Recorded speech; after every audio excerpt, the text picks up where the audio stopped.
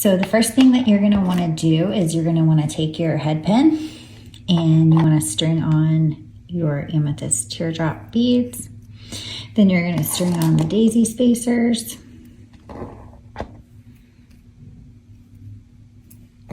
Then you're gonna take your pliers, your round nose pliers, and you're gonna put them right up against the beads.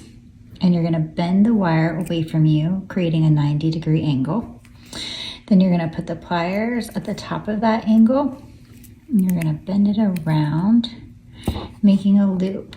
And then you're just gonna wanna make sure that your loop is gonna fit on your ear wire. So that fits. So then I'm just gonna hold it at the top.